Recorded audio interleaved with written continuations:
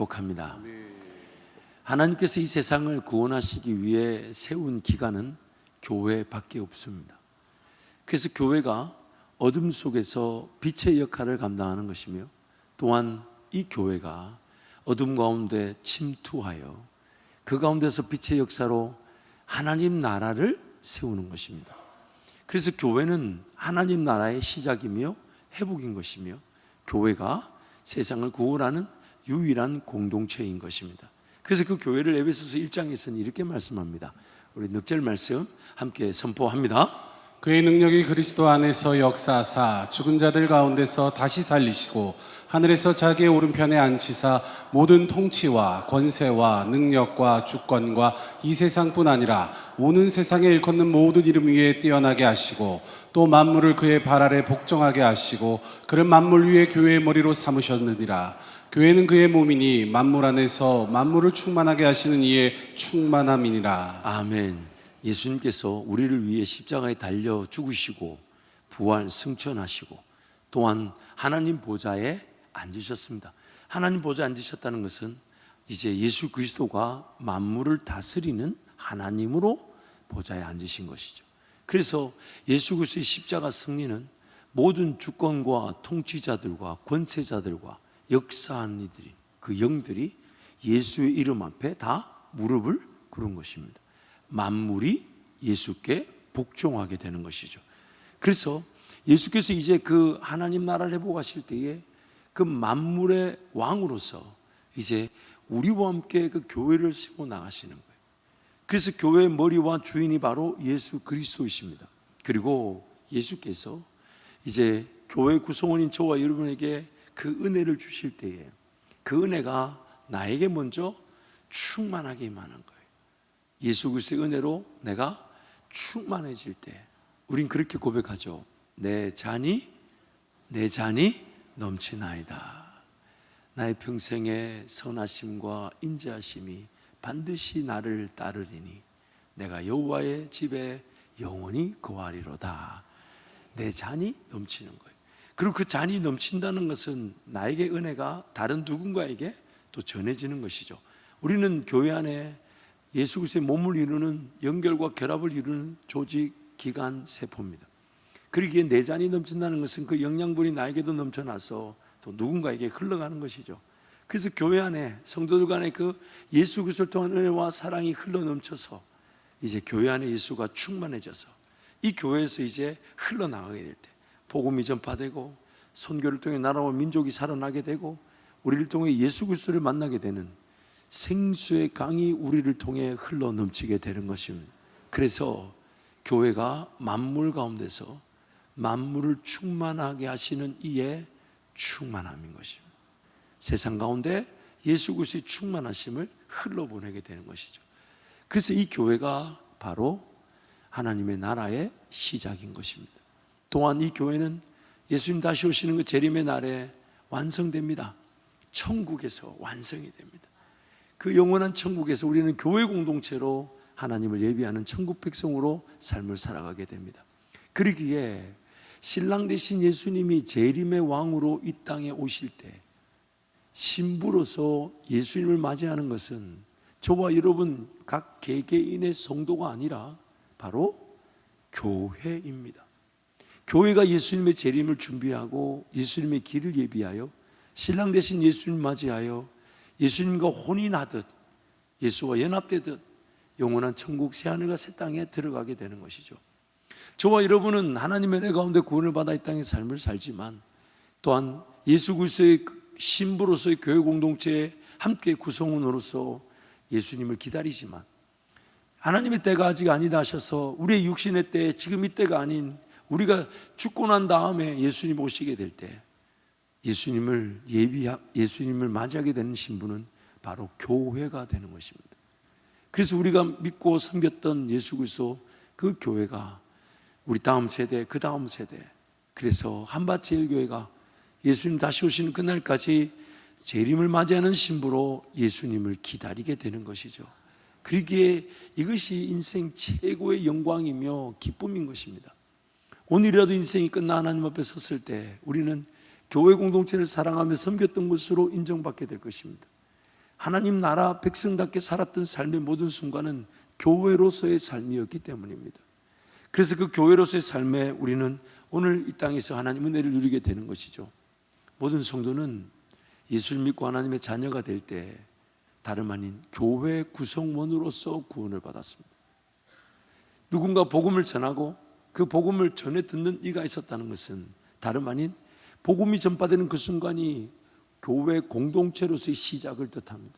그래서 모든 성도는 교회를 통해 구원을 받아, 그리고 구원받은 성도가 이 땅에 남겨져 있어 하나님의 자녀로서 회복되듯 성장할 텐데, 그 성장은 교회 안에서 성장하게 되는 것이며, 그가 교회를 통해 구원을 받고 교회 안에서 성장하여 좋은 교회가 되었을 때 그를 통하여 교회가 태어나게 되는 것입니다. 그래서 한번 따라할까요? 좋은 교회가 되어 좋은 교회가 되어 좋은 교회를 낳습니다. 좋은 교회를 낳습니다. 좋은 교회를 만나, 좋은 교회. 그러니까 여러분 옆에 있는 성도가 얼마나 귀한지 몰라요. 그 성도 없으면 좋은 교회가 될 수가 없어요. 특별히 귀하죠. 우리 한 번 더 바라봐 주시죠. 당신은 매우 좋은 교회입니다. 당신은 매우 좋은 교회입니다. 그 성도 없으면 좋은 교회가 될 수가 없어요. 조금 삐딱할 수 있습니다. 조금 이상할 수 있어요. 조금 모질할 수 있어요. 조금 부족할 수 있어요. 그러나 나나 너나 다 그렇습니다. 그러나 주님이 그런 이들을 통해서 교회 공동체를 이루어 교회가 주님 오시는 그날까지 지켜지게 되는 것입니다. 그래서 오늘 우리는 교회로 이 땅의 삶을 살아갑니다. 마치 예수님께서 이렇게 얘기하셨죠. 나는 포도나무요 너희는 가지다. 그 가지는 반드시 열매를 맺을 수밖에 없는데 언제요? 나무에 연결되어 있을 때. 아무리 좋은 가지라 해도 나무에 연결되어 있지 않다면 그는 더 이상 가지가 아니듯이, 아무리 좋은 성도라 해도 교회에 연결되지 않는 이상 그 성도는 좋은 교회일 수 없는 것입니다. 사실 모든 성도가 세상의 어떤 영역에서든 어떤 직업이든 어떤 일터든지 간에, 여러분이 어떤 일을 하면서 살아가든지 간에 최종적인 열매는 다 동일합니다. 사업이 얼마나 잘 되든지, 직업이 얼마나 큰 기술과 능력으로 인류 사회에 공헌하든지, 얼마나 인정받든지, 얼마나 좋은 기업들을 만들어내고 번창하든지, 지점들이 만들어지든지, 돈을 얼마나 벌어들이든지, 그 모든 성도들의 삶에 열매는, 최종적인 열매는 똑같습니다. 누군가가 그 성도에게 당신 어떻게 해서 이런 열매를 거둘 수 있었고 이런 능력을 나타낼 수 있었냐고 물어본다면, 저와 여러분의 고백은 당신도 나와 함께 예수 그리스도를 믿어 하나님의 자녀가 된다면 내가 누린 은혜 못지않게 당신도 누리게 될 것이라고 복음이 전파되며 교회가 시작되게 되는 것입니다. 교회가 최종적인 열매인 것입니다. 그리고 오늘 우리 성도들의 모든 관심과 초점은 이 교회가 얼마나 건강하게 성장할 것인가, 이 교회가 얼마나 그 역할을 감당할 것인가, 이 교회가 얼마나 열매를 거둘 것인가, 거기에 나의 인생도 함께 그 영광을 보게 될 것이기 때문에, 그래서 이 교회에 대한 인식은 우리가 죄인이기 때문에 잘 보지 못하고 잘 듣지 못하고 잘 깨닫지 못하나, 그러나 그것이 발견되어지게 되는 순간 그 영광의 인생 전체를 걸어버리는 거예요. 어떤 사람이 길을 가다가 자기 땅이 아닌 곳에서 뭔가 반짝하는 것에서 가보니 보물이 있더라는 거죠. 그래서 그 사람이 그 보물을 덮어두고 가려두고 돌아가서 자신의 모든 재산을 팔아 그 땅, 그 보물이 감춰져 있는 땅을 사게 되듯이, 오늘 우리가 인생의 길을 걸어가면서 하나님께서 내 영안을 열어주시고 내 길을 열어주시고 내 마음을 열어주셔서 진리의 말씀이 들려지게 하시고 믿어지게 하시고 하나님 나라가 보여지게 하시고 하나님의 꿈과 비전이 품어지고 인내로 기도하여 영광을 보게 하실 때, 그것은 바로 교회라는 것입니다. 교회라는 것이에요. 그래서 그것이 얼마나 귀한지 아무에게나 쉽게 보여지지 않으나 보여지게 되는, 그래서 비밀의 영광이라고 합니다. 비밀의 영광. 가려져 있으나 드러나게 될 때 그 영광을 보게 된다는 거예요. 25절부터 27절 본문 말씀 우리 함께 선포합니다. 내가 교회의 일꾼 된 것은 하나님이 너희를 위하여 내게 주신 직분을 따라 하나님의 말씀을 이루려 함이니라. 이 비밀은 만세와 만대로부터 감춰졌던 것인데 이제는 그의 성도들에게 나타났고 하나님이 그들로 하여금 이 비밀의 영광이 이방인 가운데 얼마나 풍성한지를 알게 하려 하심이라. 이 비밀은 너희 안에 계신 그리스도시니 곧 영광의 소망이니라. 내게 주신 직분을 따라 하나님의 말씀을 이루게 되는 그 비밀이 무엇이냐? 바로 예수 그리스도, 그분의 몸인 교회와 그분의 머리 되심, 그것이 우리에게 비밀의 영광이며 소망이 된다는 겁니다. 희망이 된다. 그래서 이 영광을 깨닫게 되고 영광의 길을 걸어간 사도 바울이 그 영광 앞에 자신의 삶을, 자세를 이렇게 취한다, 그 자세를 강조합니다. 24절 말씀 함께 선포합니다. 나는 이제 너희를 위하여 받는 괴로움을 기뻐하고 그리스도의 남은 고난을 그의 몸된 교회를 위하여 내 육체에 채우노라. 아멘. 예수님께서 예수님 그분이 맛보신 그 부활의 기쁨을 우리로 하여금 맛보게 하시기 위해, 그래서 그 고난과 죽음의 기회를 남겨두셨는데, 그 고난과 죽음의 기회가 바로 예수 그리스도의 몸인 교회를 위한 것이라는 거예요. 그 교회를 위하여 내가 희생과 수고를 아끼지 않으며 괴로움에 참여하게 될 때 그리스도의 남은 고난을 통해 그 영광을 보게 된다는 것입니다. 그래서 사도 바울이 그리스도께서 남겨놓으신 고난, 그 영광을 위하여, 몸된 교회를 위하여 내가 기꺼이 고난에 참여한다. 다른 그 어떤 것보다 교회가 바로 그리스도께서 우리를 위해 남겨놓으신 고난과 죽음과 부활의 기회인 것입니다. 사랑하는 성도 여러분, 하나님의 나라는 교회입니다. 교회가 세상 곳곳에 침투하듯 여전히 어둡고 죽어가는 세상 속에 하나님의 소식을 들고 달려가게 됩니다. 그러나 미약하게 보이나 그 땅 가운데 하나님께서 그 교회를 통해 세상이, 그 땅의 백성들이 주께로 돌아오게 하시는 것이죠. 그러기에 오늘 그 교회가 세상의 희망인 것이에요. 비록 인간적인 시선에서 평가해 보자면, 교회를 구성하는 성도들, 나를 비롯한 성도들을 평가해 보자면 참 연약하고 부족하고 할 줄 아는 게 아무것도 없는 것 같고 미련하고 어리석게 보이죠. 여러분, 막상 어려움 당하면 옆에 성도가 잘 도와줄 것 같아요? 못 도와줄 것 같아요? 안 도와주는 건 아닙니다. 못 도와줘요. 내 코도 썩지 않대 뭐. 그래서 여러분, 저는 교회를 비유할 때 크게 가장 대표적인 세 가지로 교회를 비교합니다. 첫 번째, 교회는 목욕탕과 같습니다. 여러분, 목욕탕 때를 밀러 가시나요? 때 밀고 가시나요? 안 가시나요? 목욕탕 때 밀러 가시나요? 때 밀고 가시나요? 아유, 그거 가면 부끄러워. 내 때 많이 나면 부끄러우니까 집에서 물 데워 가지고 좀 이렇게 불려 가지고 좀 밀고 가야지. 아유, 목욕탕 가서 그 다른 사람들 앞에 보이는 거 아니요. 목욕탕에서 때 많이 나온다고 흉보는 사람은 그 사람이 때가 더 많다고 봐야 돼요. 교회 안에도 마찬가지예요. 흠이 많고 부족함이 많고 연약하고 미련하고, 그래서 교회는 하나님의 은혜가 필요한 자들이 오는 곳이지 하나님의 은혜를 다 갖춘 자들이 오는 곳이 아니에요. 여러분, 병원에 가실 때 병 고치러 가십니까? 병 고치고 가십니까? 그래서 예수님이 이렇게 얘기하셨죠. 내가 의인을 부르러 온 것이 아니라 죄인을 부르러 왔다. 그러니 옆에 사람 이상한 짓 해도 당연한 겁니다. 희한한 짓을 할 때가 있죠. 당연해요. 여러분, 우리의 죄인됨은 천국 그날 가는 그날까지 이 상태와 수준을 벗어날 수가 없어요. 그저 하나님께서 나를 하나님의 자녀로 불러주셨기 때문에 하나님의 자녀로 사는 거지, 우리의 영적 수준과 상태는 여전히 죄인이잖아요. 근데 그 죄인의 기준이 뭐냐면 100가지의 일이 있다면 99가지를 잘 순종하며 하나님을 섬기고 의인답게 살았다 할지라도 한 가지라도 잘못하여 죄를 짓게 된다면 99가지 잘한 것으로 의인의 자격을 가지는 것이 아니라 한 가지 못한 것 때문에 죄인이 되는 거예요. 그러기에 오늘 우리는 자랑할 것이 하나도 없어요. 누가 잘났네, 못났네, 잘했네, 못했네, 잘 사네, 못 사네, 많이 가졌네, 적게 가졌네, 이런 거 비교할 수가 없어요. 우리 모두는 다 하나님의 은혜가 필요한 사람들이. 그래서 누군가가 조금 이상한 짓을 하고 별짓을 다 하거들라 이렇게 생각했어요. 아유, 나도 은혜가 필요하고 저는 좀 더 은혜가 많이 필요한 것 같습니다. 하나님, 은혜가 좀 더 많이 필요한 그 사람이 오히려 더 나은 거 아닌가요? 그 성경이 이렇게 얘기하잖아요. 죄가 더한 곳에 은혜가 더한다. 그러니까 나에게 은혜가 없다는 얘기는 내가 죄인인 줄 모르기 때문에 은혜가 없다는 얘기거든.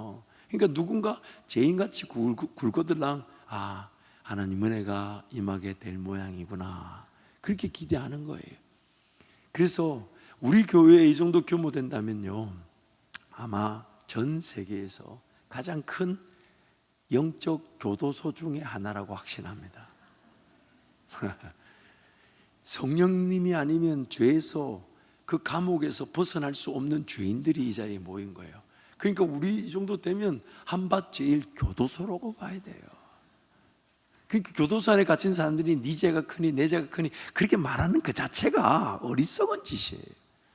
우리의 모든 관심사는 내 죄가 아닌 하나님께서 이런 죄인들에게 어떤 은혜를 베풀어 주실까, 어떤 은혜를 베풀어 주실까, 그 은혜를 기대하는 것이 바로 교회 공동체인 것입니다.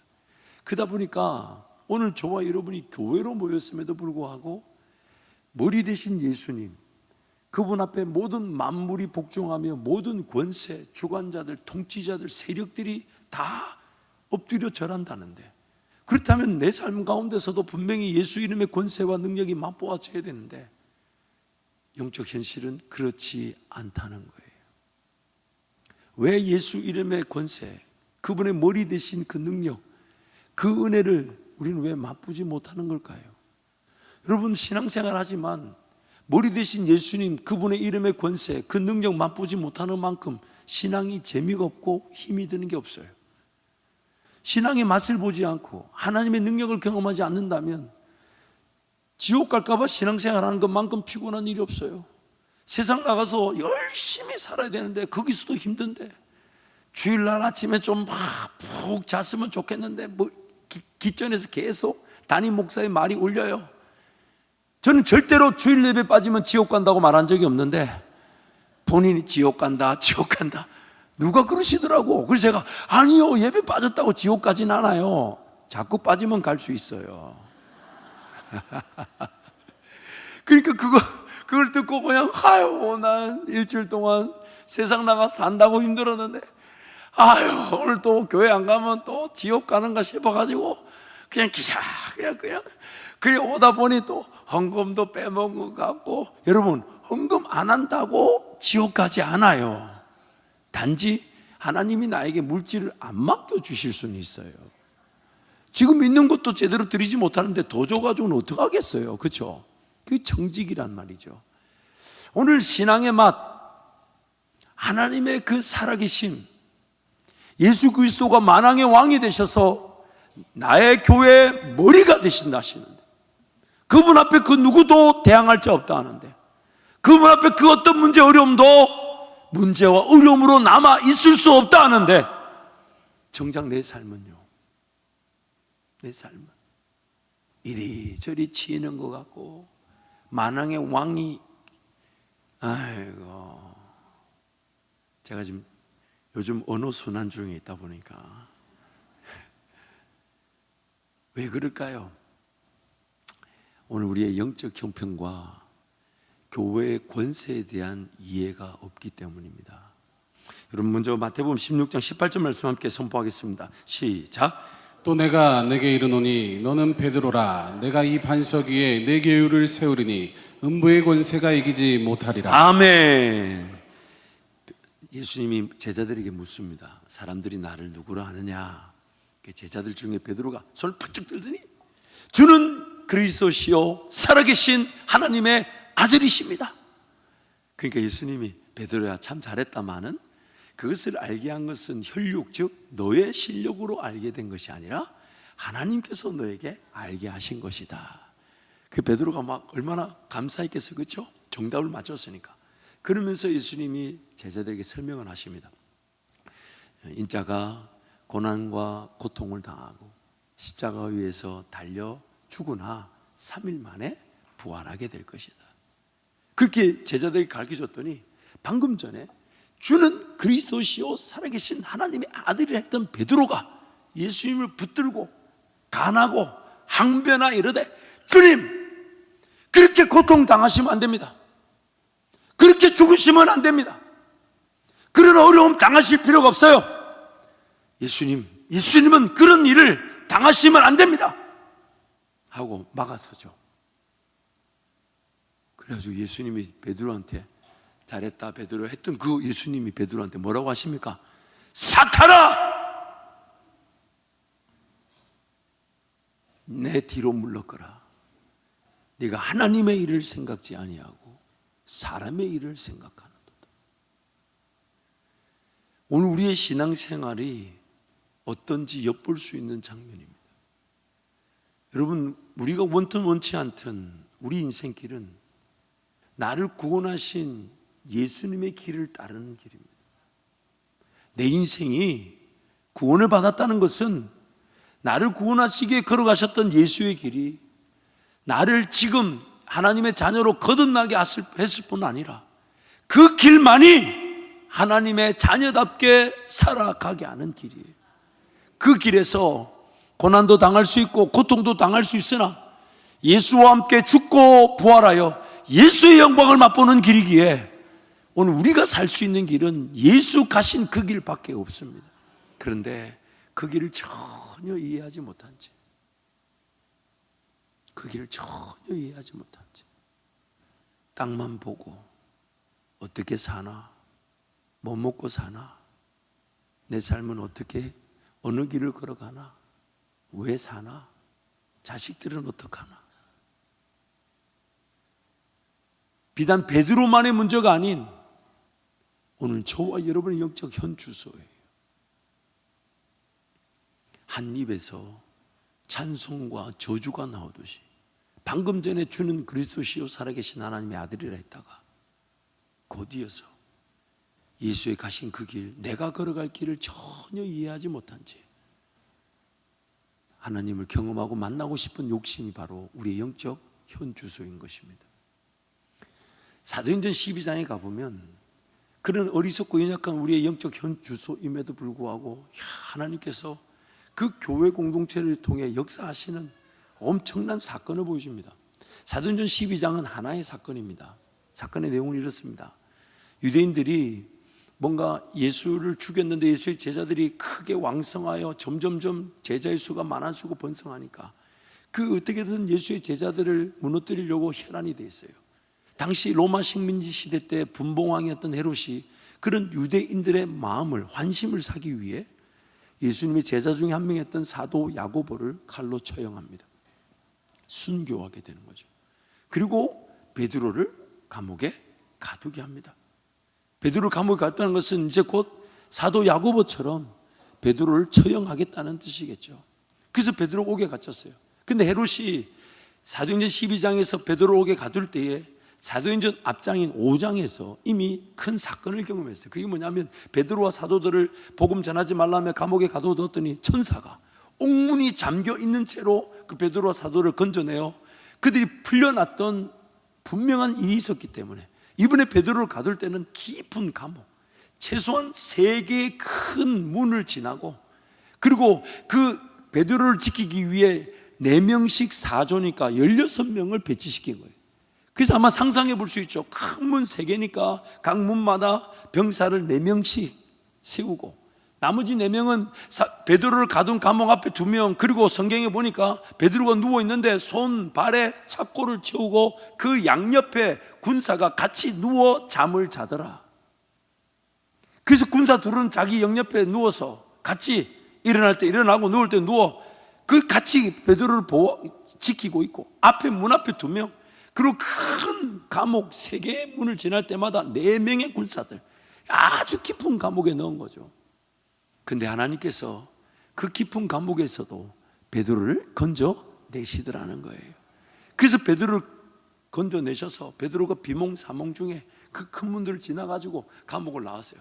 그 감옥을 나오고 보니까 하나님이 나를 감옥에서 건져주셨구나. 그래서 베드로가 이제 그 길로 이제 성도들이 모여있는 주로 기도하는 이렇게 말해요. 마가 요한의 어머니의 집에서 성도들이 기도하는데 그 집을 간 거예요. 그 집을 가서 이제 문을 두들깁니다. 툭툭툭 두드리니까 안에서 로데라는 여자아이 하나가 문 두드리는 소리가 나니까 누군가 싶어 갔더니 베드로 음성이 들리는 거예요. 그래가지고 너무 놀래가지고 안에서 지금 기도하는 그 성도들한테 달려가서 말합니다.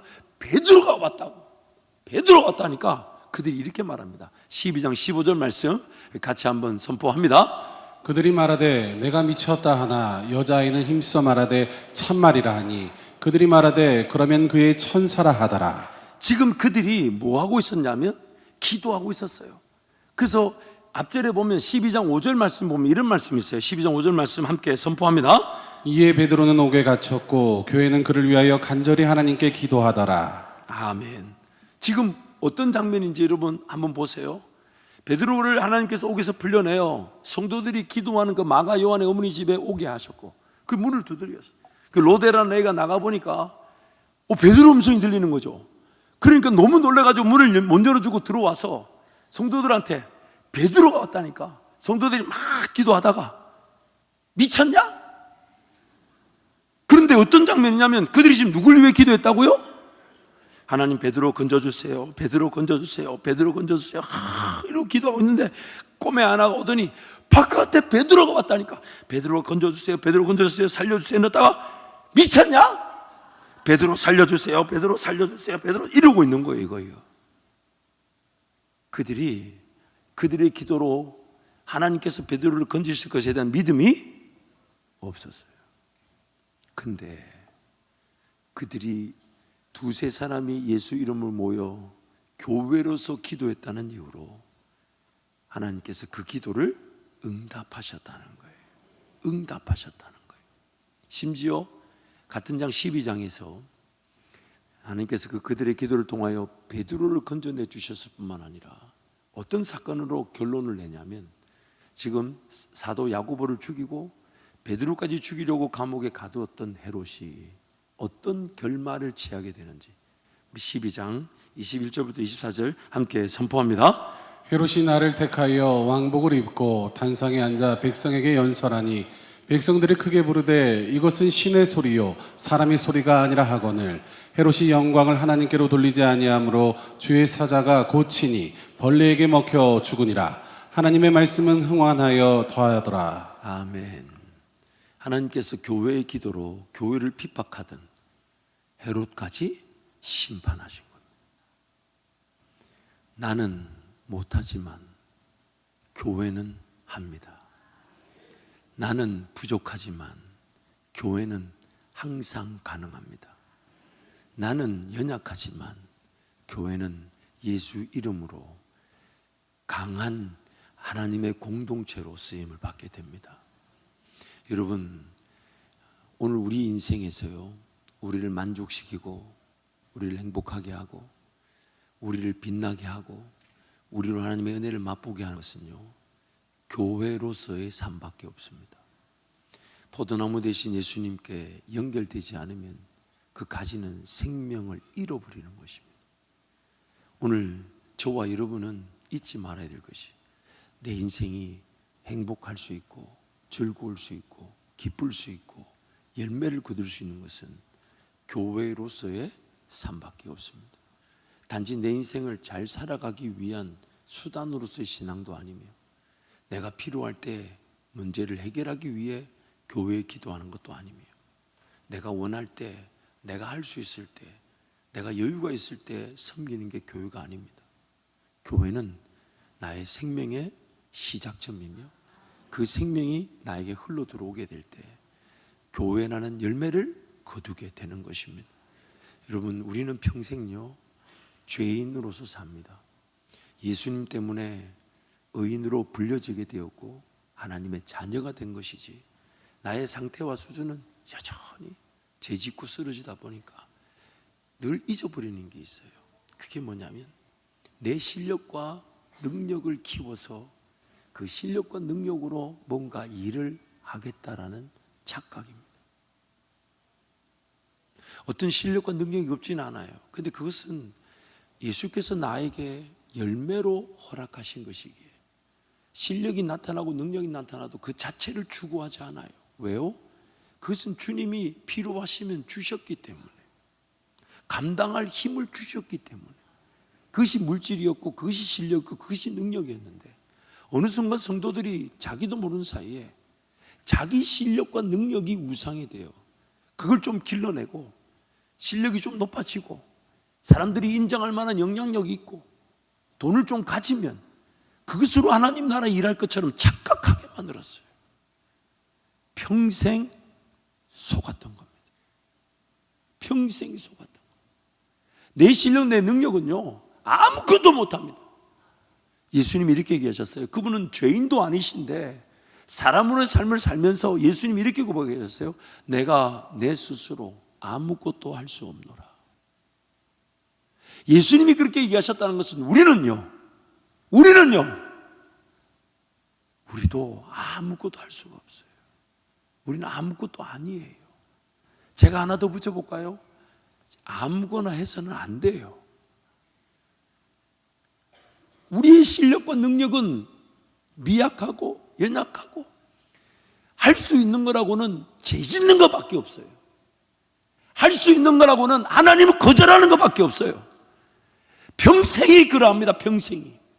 그런데 그 죄인이 자기의 죄인됨을 몰라가지고 뭘 갖추고 뭘 얻고 뭘 이루고 뭘 소유하고 뭘 실력을 가지고 능력을 취하고, 그리고 그렇게 가지고 얻고 능력 있고 실력이 있으면 그것으로 내가 하나님 앞에 달려나와 일할 거라고 착각하는 바람에 아무것도 없어도 예배할 수 있는 예배를 놓쳐버렸어요. 아무것도 아닌 내가 오직 한 가지 예수 이름으로 기도할 때만이 역사가 일어나는 것인데, 교회로서의 기도가 아니면 그 어떤 하나님의 은혜도 맛볼 수가 없어요. 맛볼 수가 없어요. 신앙이 껍데기입니다. 오늘이라도 삶이 끝난다면 예수님 만날 텐데. 얼마 전에 어떤 성도가 귀한 마음을 저에게 전달했어요. 그 어렵고 힘든 중에 세종성전 헌금을 해달라면서 자기도 지금 먹는 게 어쩌면 그 삶이 예의치 않은데 저에게 주면서 가져온 이유가 뭐냐, 교회에다가 헌금하고 싶은 이유가 뭐냐, 주님 앞에 섰을 때 아무것도 안 하고 간 것 같아서, 그래서 너무 죄송하고 부끄러워서 그래서 작정해서 모아서 가져왔다. 가부의 두 랩돈과 같은 그 정성으로 가져왔어요. 여러분, 우리 인생에 제일 두려워야 될 게 뭡니까? 맨날 며칠 어떻게 잘 살까 하는 게 우리의 두려움이 아니에요. 여러분 이미 경험하신 대로 내가 아무리 모자라고 부족해도 하나님 내 일용할 양식 없애지 않으셨어요. 내 삶을 포기하지 않으셨어요. 내 삶을 지켜주셨어요. 그럼 우리 삶의 진정한 목적과 방향은 어디로 가야 됩니까? 무엇입니까?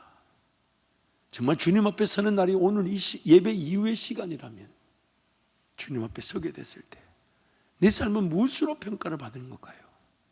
내 실력요? 내 능력? 아니요. 요한계시록 말씀 보면 24장로들, 교회 리더들의 대표인 그들이 영광의 면류관을 쓰고 있는데, 그들이 예수님 그 보좌 둘러싸서 예배를 드릴 때 그들이 했던 행동이 뭐냐면, 그들에게 하나님께서 씌워주셨던 영광의 면류관을 그들이 도로 벗어서 예수께 던지면서 모든 존귀와 감상과 영광이 우리 주 예수 그리스도께 있습니다.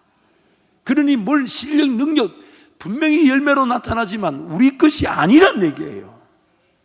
그렇다면 우리 인생의 방향과 목적이 어디로 가야 될까요? 어떻게 하면 하나님을 더 맛볼 수 있는 걸까요? 어떻게 하면 하나님을 경험할 수 있는 걸까요? 더 이상 내 신앙이 껍데기에 있지 않고 날마다 하나님을 만나는 즐거움으로 예배할 수 있는 걸까요? 비단 고난과 고통의 터널을 보낼 때도 있고 어려움의 가정을 보낼 때도 있겠지만, 그것은 하나님께서 인내하게 하시고 하나님께서 그 영광의 길을 묵묵히 걸어가게 하셔서 마침내 그 영광, 그 예수의 영광을 보게 하실 것인데, 그것은 바로 교회로서의 삶뿐입니다. 교회로서의 삶뿐입니다. 사랑하는 성도 여러분, 오늘 우리를 살릴 수 있는 건 생명의 영양분이 공급되는 교회와 연결될 때입니다. 그 교회가 아니면 결코 나는 생명이 사라질 수가 없는 거예요.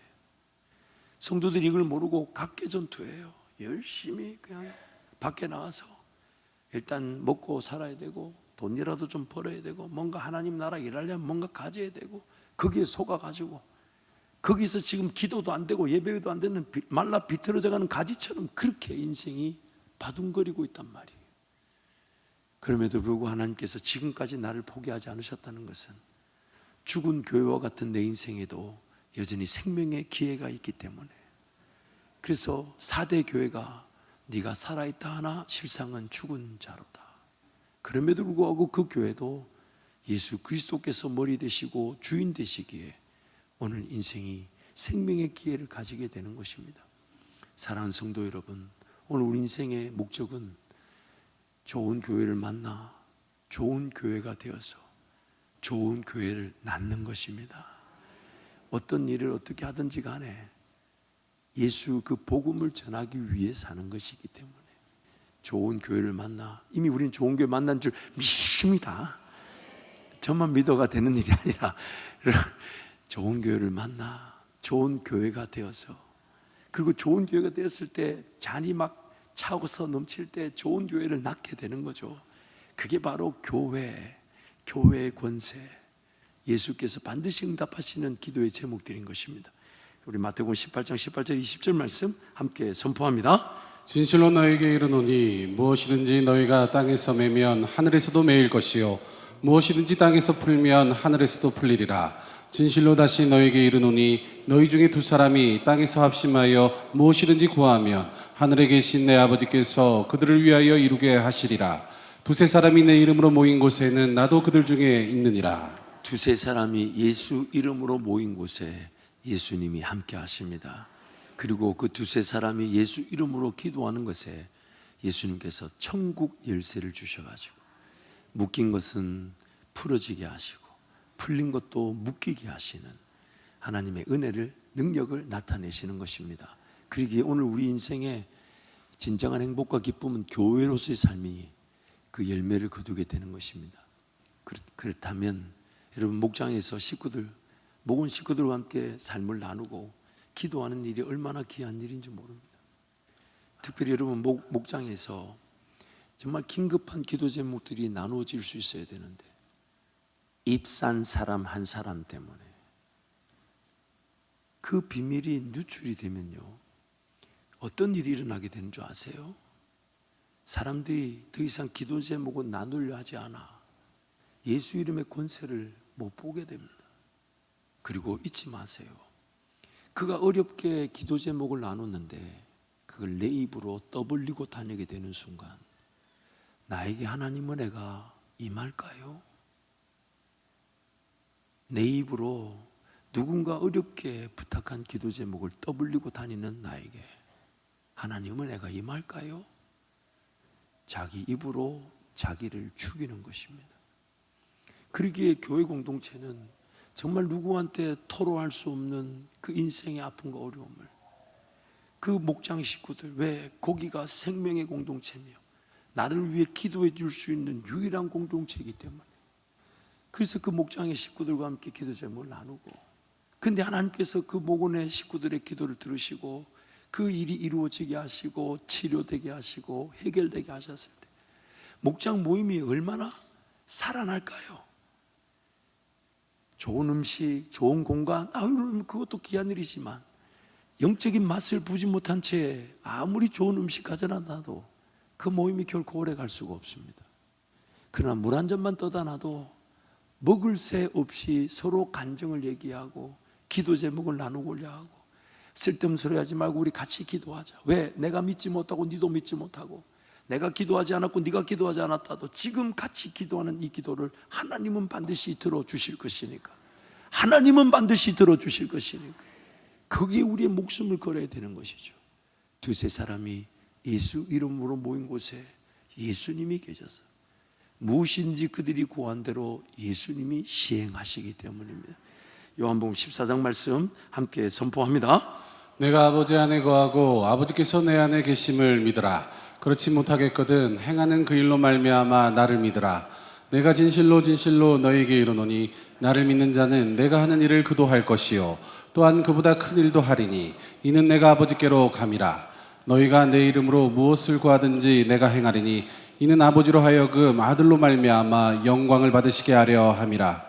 내 이름으로 무엇이든지 내게 구하면 내가 행하리라. 아멘. 예수 이름으로 무엇이든지 예수님께 구하면 예수님이 책임져 주시는 것입니다. 예수님이 책임져 주십니다.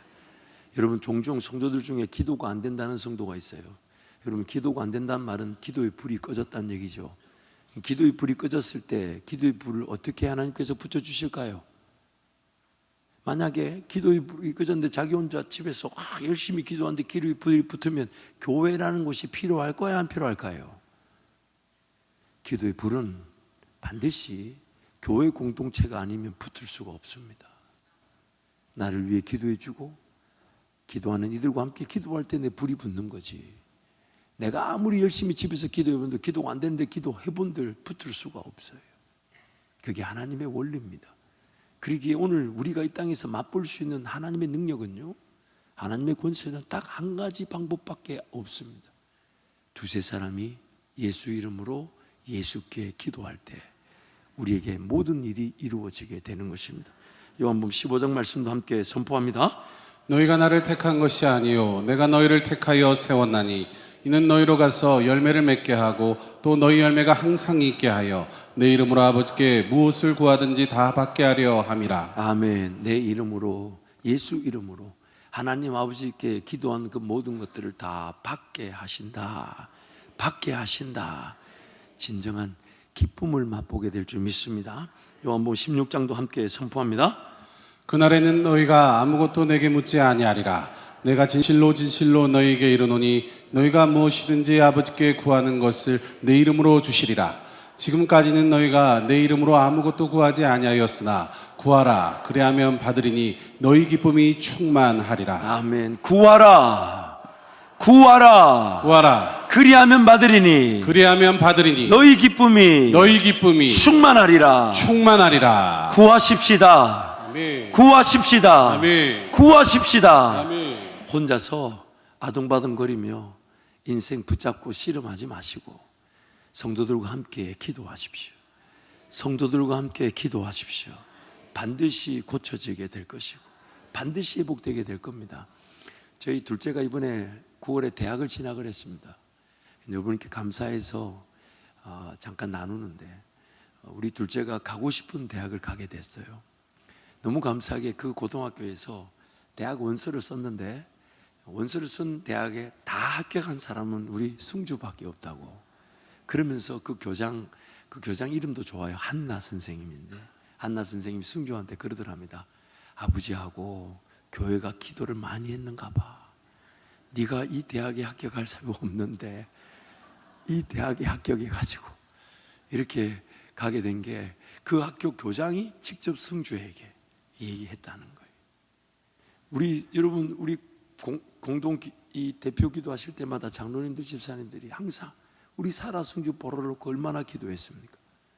그래서 하나님 그 기도 들으셔서 우리 승주가 미국에 불과 2년밖에 안 됐는데 결코 자기 실력으로 갈 수 없는 길을 하나님 열어주셨어요. 제가 어느 대학이라고 말하기가 좀 불편한데 좋은 대학이에요. 진짜 좋은 대학. 여러분 웃고 넘어갈 대학이 아니에요. 근데 말해줘도 모르니까 말 안 해요. 정말 좋은 대학이에요. 그런데 승주가 학교 갔더니 또 연락이 왔어요. 아빠, 밥이 너무 좋아. 보니까 한 40가지 뷔페를 몇 끼니마다 먹을 수가 있대요. 그래서 김치도 있고 김밥도 있고 뭐 떡볶이도 있고 그러면서 모든 게 만 가지가. 그리고 기숙사를 갔는데 공부 열심히 하는 백인이 떠들지도 않는 백인이 있더래요. 그래서 방도 너무 좋고 너무 감사하다고. 그래서 제가 승주에게 부탁했어요. 지금까지 우리 귀한 아들이 교회 잘 사랑했는데 더 사랑하거라. 교회도 사랑하거라. 감사한 것은 목사 아들이라고 그런 어떤 정체성에 휘말리지 않고 교회를 중등부 때나 고등부 때나 기타가 없으면 기타 배워서 치려고 하고 베이스 없으면 베이스 배워서 치려고 하고 이게 드럼 없으면 드럼 배워서 치려고 하고 자식 셋 중에 교회 제일 많이 사랑했어요. 그래서 하나님께서 그 길을 여실 때 심지어 학비가 99,000불이래요. 1년에. 이 99,000불이 한국 돈으로 1억 3천입니다. 1년에요. 그런데 하나님께서 80%가 넘는 장학금을 주셨어요. 하나님의 은혜죠. 그러기에 여러분, 이 땅에 우리 최고의 영광은 교회를 사랑하는 것이고, 내 삶의 열매는 교회를 낳는 것이고, 내 삶의 이유는 교회가 되는 것이고, 내가 하나님의 은혜와 능력을 누리는 방법도 교회로서 성도들과 연합하여 예수 이름으로 기도하는 것 외에는 아무 능력이 나타나지 않습니다. 심지어 내가 믿지 못하고 내가 받아들이지 못하는데도 예수 이름으로 기도한 것을 예수님은 반드시 이루십니다. 반드시 이루십니다. 그렇게 우리가 해야 될 일은 뭐냐 하면 성도들과 연합하여 기도하고자 하고, 함께 기도 제목을 나누고, 함께 기도 제목을 묻고, 함께 하나님 은혜를 간구하게 될 때 반드시 그 기도는 땅에 떨어지지 않고 하나님의 영광을 보게 될 줄 믿습니다. 말씀을 정리하겠습니다. 오늘날 성도들의 가장 큰 안타까움은 교회로서의 건세, 기도의 능력을 믿지 못하여서 함께 기도하지 않는 것입니다. 자기 자신의 실력과 능력으로 모든 것을 평가하고 판단해 내가 기도한다고 되겠나? 저 사람이 기도한다고 되겠나? 그래서 기도하지 않았던 것이 오늘 신앙생활에 내용이 없는 껍데기만 가지게 된 것입니다. 구원받은 우리는, 모든 성도는 천국 가는 그날까지 자기의 실력과 능력을 자랑할 수 있는 사람은 아무도 없습니다. 뭘 가졌나 못 가졌냐 주님이 그런 것으로 평가하지 않으시고, 지금 예수 이름으로 기도했는가 안 했는가, 그것으로 우리의 삶을 평가하셔서 우리 삶에 막힌 담은 무너지게 하시고, 불가능은 가능케 하시고, 길이 없는 곳에 길이 나게 하시고, 닫힌 문을 열어주심으로써 천국 열쇠가 우리에게 있음을 확인시켜 주시는 것이니까, 그러기에 여러분, 자기 실력 능력 키우기에 몸부림치지 마시고 지금 함께 모여 기도한다면 어떤 능력이든 어떤 권세든 우리 앞에 모든 세력이 무릎을 꿇게 될 것이고, 우리는 예수 이름으로 하나님 나라 교회를 더욱 낳게 될 줄 믿습니다. 함께 찬양할까요? 우리에겐 소원이 하나 있네.